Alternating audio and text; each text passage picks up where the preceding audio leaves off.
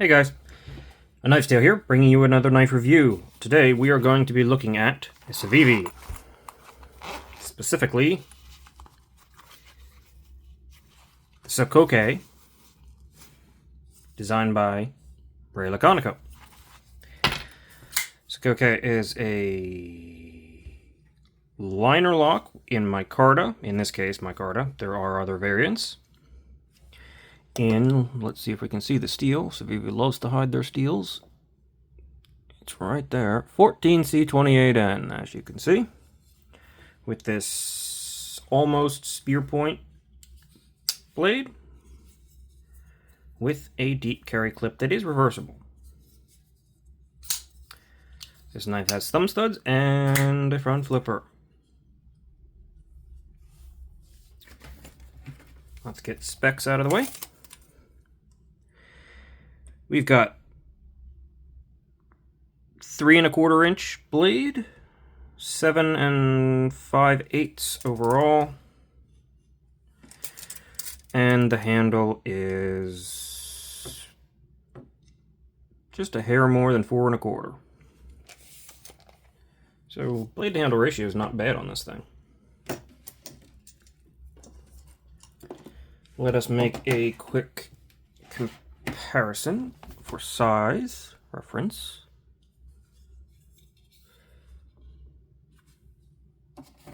To also Civivi.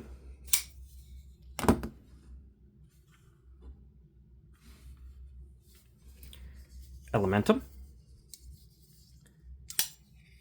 And I'm trying to use my left hand there and it was not working. I'm not left-handed. And the Conspirator. And this thing falls, it's closer to the Conspirator, but it's pretty in between here. So it's a great size for EDC. It's a great size for, honestly, a pocket knife. It's not small. Any smaller than this is too small for me. But it's not a full-size knife. It's kind of in a, I guess, Goldilocks zone for a lot of people. I don't mind carrying bigger knives, but I know some people don't love it. Let's get a weight, because that should be pretty low. This thing does not feel particularly heavy. Even though there are full steel liners, they are milled out.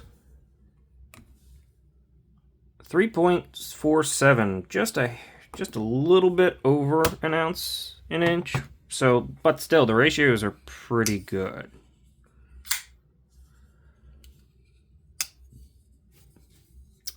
Calipers, there they are.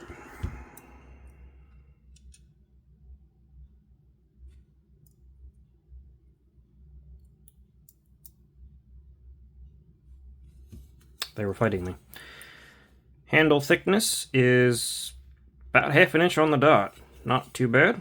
Blade stock thickness at its thickest is 117 thousandths.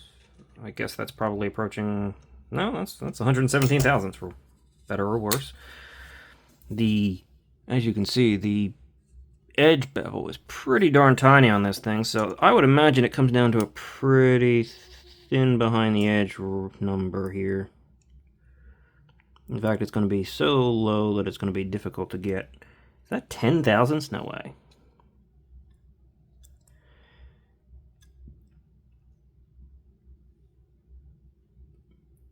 I think that's 10 thousandths, people.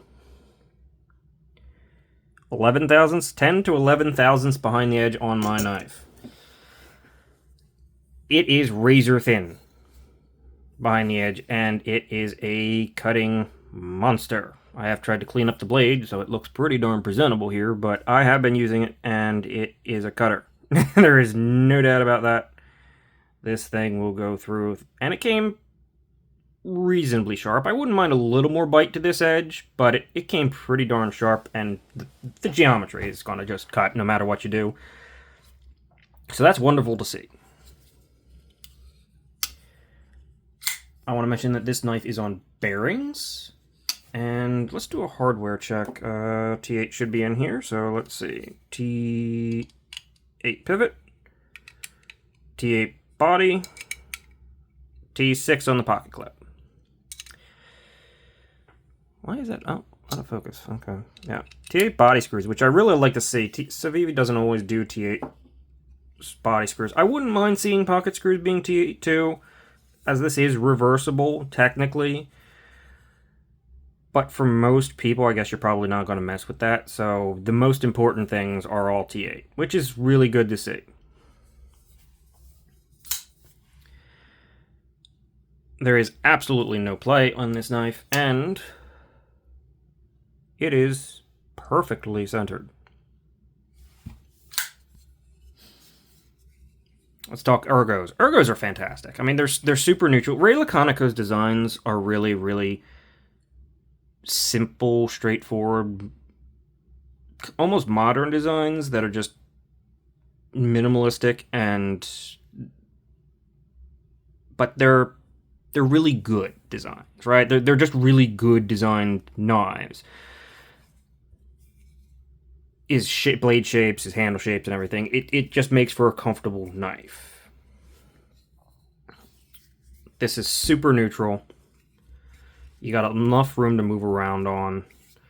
You got this sort of telling you where you are up on towards the blade edge. This jimping here. The clip is deep carry. You feel it, but it's barely there, even for a deep carry clip. It is barely there. I could honestly say I'm almost not noticing it at all. And this is like Gorilla Grip. This grip here, you feel it a little bit in the back. The clip's a little long. It could probably be a little shorter. It's got decent retention, got flat screws, gotta love that. And it works wonderful. It doesn't have as much of a flat at the end as a lot of Civivi's pocket clips do. So honestly, yeah, this is all fantastic. The ergos are great. The plunge grind is about there.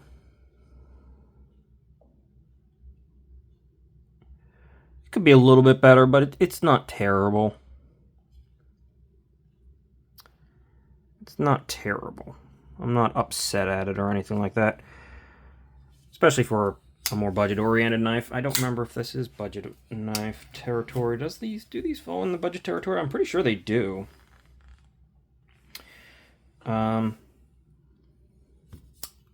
Let's see. This is a reasonably fidgety knife due to the front flipper and the thumb studs. It's not the most fidgeting, sort of, if you're really looking for that. I mean, I don't know. Tell me, how many people really just get a knife for fidget factor? I know a lot of people do fidget with their knives, a lot, but is that what you're basing your entire purchase around? Fidget factor? Not for me. I like a knife with multiple deployments, and this has it.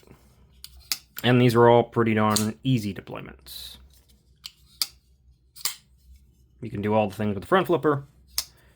You can reverse flick it, no problem. Laconico's name is on the blade, unlike most Civivis that are pretty sterile on the blade, but I don't mind seeing that. I like it when they put it on the spine for his name. But, otherwise it's not exactly unblemished. The blade is unblemished. Yeah, sure. The finish one on this one is a bead blast, which I don't love bead blasts, but this is a really even, uniform looking one. And it's on 14C28M, which is pretty darn stainless. I mean, quite stainless, so it's not a problem. Another interesting and important note is this knife is slightly contoured, which, of course, increases those comfortable ergos even more. And the level of micarta on this thing, micarta is kind of one of Civivi's weaknesses. Historically, their micarta has not been great. This is fantastic. This is super soft to the touch. It just feels much higher quality than some of the other micartas they've used in the past. I don't know why it's different, but it is. Of course, this knife also comes in G10.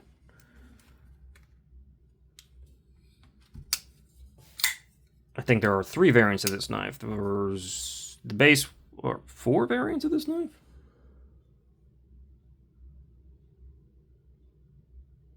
No, there's like 5 variants of this knife.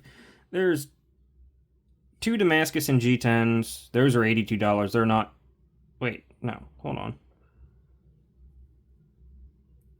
There's 2 micartas with Damascus that are $82 and $93 respectively.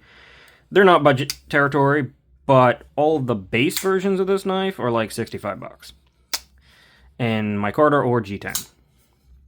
And there's 3. It's green with a black blade, natural jade micarta with the same kind of blade, and this one. They're all in that. Oh, there's also a black G10 one. Wow, I'm learning things as I pulled it up just because I forgot to do that. I sometimes do that, especially with the budget knives, and this one has quite a few variants. I wasn't expecting that. They're all like $62, $62 to $65. That's great to see. There's a lot of choices. They're well within budget territory. Using a good budget steel, 14C28N, much better micarta than, at least this variant micarta is much better than a lot. And they're executed pretty darn well by the looks of it. You have a good amount of access to the lock bar, and I don't usually like jimping on the lock bar, but this one is how you do it. It's not got those bumps and like a lot of, well, like that, where they're bumps. I mean, Civivi does it well. Theirs are rounded off and softened enough that it's not that big of a deal, but sometimes those can be sharp or unpleasant. This is jimping in the lock bar, but it's not at all unpleasant, and it still gives you full, even contact with the entire lock bar when you touch it. And it just works. It just works. Simple as that. And you get good access. It's not only slightly proud, but it is milled a little in there. Yeah, you can see it.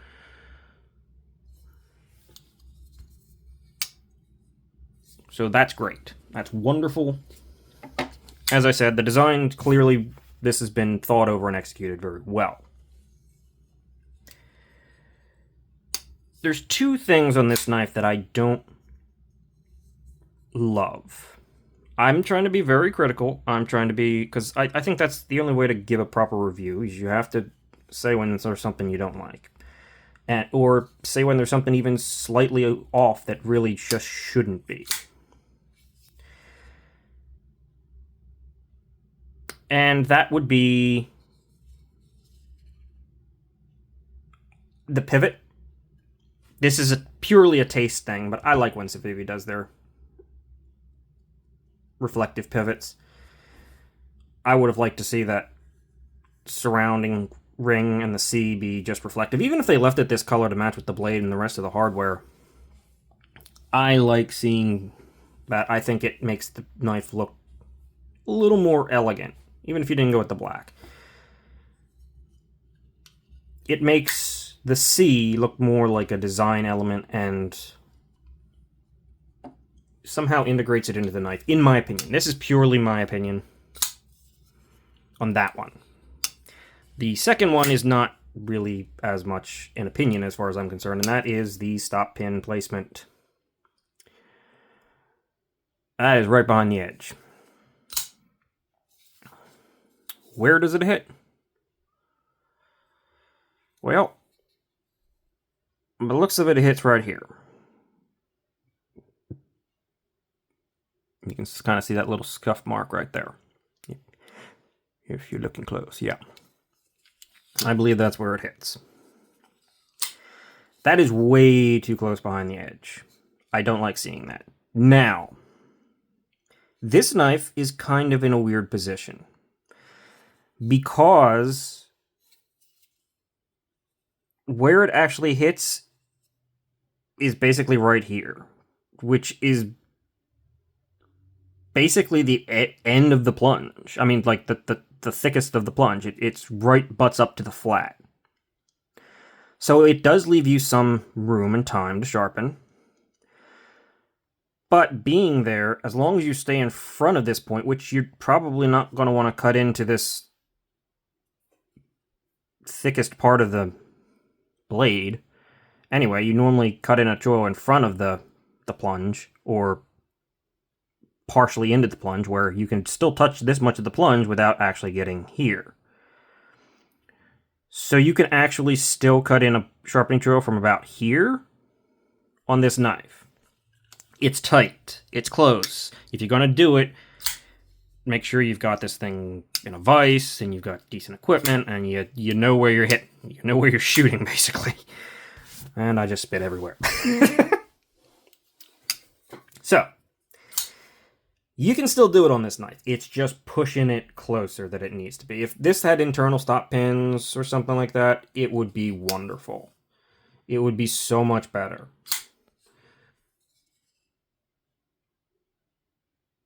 But despite having it in the worst position, the way this whole thing is set up, the way the plunge grind hits, where the plunge, I guess this is ends. We'll say the front is starting and the back is ending. Where it's at its thickest and it goes to full tang thickness. It hits just a hair in front of that. So most of where you're wanting to cut in is accessible. Could be better. For a budget knife where that's this good in every other regard. I mean, I cannot understate this, or I don't want to understate this. This is a fantastic knife. This is a fantastic design.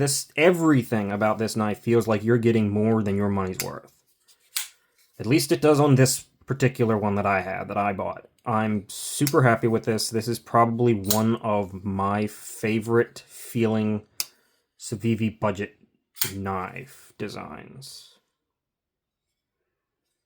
Yeah. It's just executed extremely well. So, I'm definitely going to put in my recommended. I definitely think it's a good enough knife to get. Just beware that if you are going to cut in, you just have to be careful. Which is better than I can say for a lot of knives that stick that stop pin right up behind the edge. So overall, I still like this knife a lot. I think it's a great one. It performs really well. It's super thin behind the edge. It is a cutter. It is a performance knife. It is a great design that was done properly. Minus the little stop pin placement. So that's all for me. Thanks for watching. See you in the next one. Bye-bye.